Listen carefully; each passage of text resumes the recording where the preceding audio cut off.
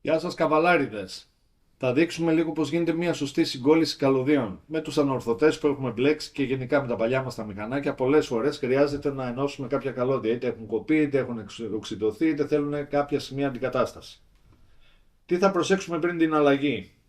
Θα προσέξουμε το σημείο στο οποίο θα κόψουμε το καλώδιο για να κάνουμε την ένωση. Αν μας έχει κοπεί σε κάποια γωνία, σε κάποια ισοχή του οχήματος που έχει κίνηση, θα αποφύγουμε σε αυτό το σημείο πάση θυσία να κάνουμε κόλληση, συγκόλληση.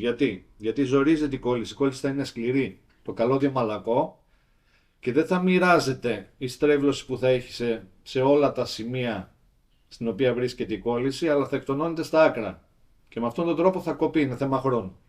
Οπότε, αν χρειαστεί να μπαλώσω μια επιφάνεια που έχει κοπεί σε αυτό το σημείο, θα κόψω δύο κομμάτια παραπέρα και θα κάνω μια ένωση να αποφύγω αυτή τη στροφή. Να ενώσω σε ευθεία σημεία. Εντάξει μέχρι εδώ? Πάμε παρακάτω. Το επόμενο που θα ελέγξω είναι την κατάσταση των καλωδίων. Δηλαδή μην έχω οξύδωση, μην είναι χάλια τα καλώδια μου. Θέλουμε τα σημεία που θα ενώσουμε να είναι καθαρά. Αν δούμε μαυρίλες, αν δούμε οποιαδήποτε διάβρωση, θα κόψουμε παρακάτω το καλώδιο και στην ανάγκη θα συμπληρώσουμε. Δεν είναι πρόβλημα να συμπληρώσουμε. Θα βάλουμε ένα κομμάτι σε δύο σημεία, θα αφαιρέσουμε τη ζημιά. Θα το κάνουμε. Δεν θα είμαστε οκνηροί ως προς αυτό. Έκοψα το καλώδιο παραμέσα. Πώς θα το ξεγυμνώσω, πώς θα του κόψω το περίβλημα για να κάνω τη δουλειά μου? Είτε με έναν αναπτήρα θα το ζεστάνω, αλλά δεν το συνιστώ. Γιατί σε αυτή την περίπτωση το αδυνατίζω σε πολλά σημεία και αν το ζεστάνω πολύ με τον αναπτήρα, αλλάζω τη χημική σύσταση του χαλκού και κάνει τις ιδιότητες του. Οπότε ο πιο σωστός τρόπος είναι να πάρουμε μια φαλτσέτα και όχι από την πλευρά που κόβει, από την άλλη να τη ζεστάνουμε. Αν τη ζεστάνω εγώ με έναν αναπτήρα, κάψω, σε λίγο θα περάσω το πλαστικό του καλωδίου και θα το κόψω σαν βούτυρο. Θα κόψω ακριβώς το σημείο που θέλω το καλώδιο σαν βουτυράκι, χωρίς να τραυματίσω μέσα τις ίνες του χαλκού. Είναι βασικό αυτό. Μάλλον θα περάσω το βίντεο μέχρι να ζεσταθεί η φαλτσέτα, θέλει το χρόνο της. Αν έχει ζεσταθεί, που μάλλον έχει ζεσταθεί επαρκώς, θα πάρω το καλώδιό μου και θα το περιστρέψω, είτε το καλώδιο είτε τη φαλτσέτα, ό,τι με βολεύει, απαλά γύρω γύρω και σαν βούτυρο αυτό θα υποχωρεί το πλαστικό προς τα μέσα. Είμαι έτοιμος, το τραβάω. Τόσο απλά. Το τράβηξα, βγήκε. Το ίδιο θα κάνω και από την άλλη πλευρά.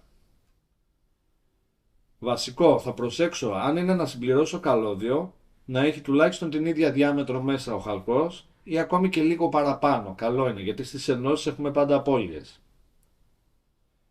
Ζεσταίνω, θα το ενώσω με ένα πιο λεπτό καλώδιο έτσι για να είναι διαφορετικά έστω και έχω συμπληρώσει αυτό εδώ το κομμάτι. Το ζεσταίνω, περιστρέφω εδώ, απαλά σαν βούτυρο όπως πριν, υποχωρεί το πλαστικό, όχι με την πλευρά που κόβει όπως είπαμε, βουτυράκι και θα αφαιρέσω το πλαστικάκι όσο είναι ζεστό. Εντάξει, έχουμε ξεκινώσει τα δύο καλώδια μας. Δεν θα τα ενώσω κατά αυτόν τον τρόπο, όπως βλέπουμε τις πιο πολλές φορές που τα πιάνουμε έτσι και τα πλακώνουμε σε μια ταινία. Σίγουρα θα τα κολλήσω, με καλά ή καλής ποιότητας κολλητήρι θα κάνω σωστή δουλειά. Ο τρόπος που θα τα ενώσω, ο σωστός τρόπος είναι να τα βάλω το ένα ως προέκταση του άλλου και να κάνω αυτή την πλέξη. Να το στρίψω, βλέπετε πως το κάνω, ούτως ώστε να γίνει σαν προέκταση χωρίς να χάσει σίγουρα σε πάχος και χωρίς να στρεσάρεται στις άκρες του, εκεί που θα τσαλακώνεται. Πριν το κάνω αυτό έχω περάσει θερμοστελόμενο, εγώ τώρα έχω την πολυτέλεια επειδή είναι ανοιχτό το καλώδιο δεν το έχω βάλει. Αφού το κάνω αυτό, το επόμενο βήμα είναι να βάλω φλάξ ή αλλιώς σολτερίνη όπως το ξέρετε, το οποίο τι θα κάνει, θα μου καθαρίσει το χαλκό, θα διώξει τις οξυδώσεις με το που θα θερμάνω το κολλητήρι, με το κολλητήρι μάλλον το καλώδιο. Αυτό θα καθαριστεί και θα γίνει πιο σωστή η κόλλησή μου. Βλέπετε πως γίνεται?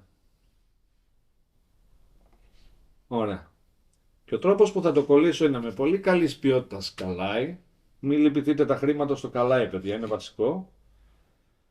Αφού ζεστάνω πρώτα το χαλκό, το καλώδιο, Πρέπει να αφήσω λίγη ώρα το κολλητήρι μου να ζεσταθεί.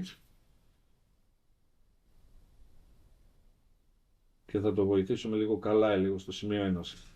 Του δίνω λίγο χρόνο, το βλέπετε που βράζει. Αυτό θα ζεσταθεί σε κάποια φάση και θα μπορέσω να του βάλω χαλκό με τέτοιο τρόπο που να τον τραβήξει μέσα η κόλληση. Το βλέπετε, το βάζω απέναντι εγώ το χαλκό και λιώνει. Δεν τον βάζω επάνω εκεί που ζεσταίνω. Τώρα εδώ τα πράγματα γίνονται λίγο περίπλοκα αν είμαστε έξω στον αέρα ή αν έχουμε μικρό κολλητήρι και δεν ζεσταίνει. Αν είμαστε στον αέρα, αν τώρα εγώ ήμουν έξω στον αέρα με αυτό το κολλητήρι, δεν θα μπορούσα να την κάνω αυτή τη συγκόλληση, γιατί θα μου έριχνε τη θερμοκρασία ο αέρας και θα τρώγα πακέτο. Δεν θα μπορούσα να το ζεστάνω για να γίνει σωστά να απορροφήσει μέσα το καλάι. Λοιπόν, πήρα.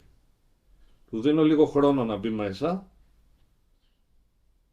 και τραβάω το κολλητήρι.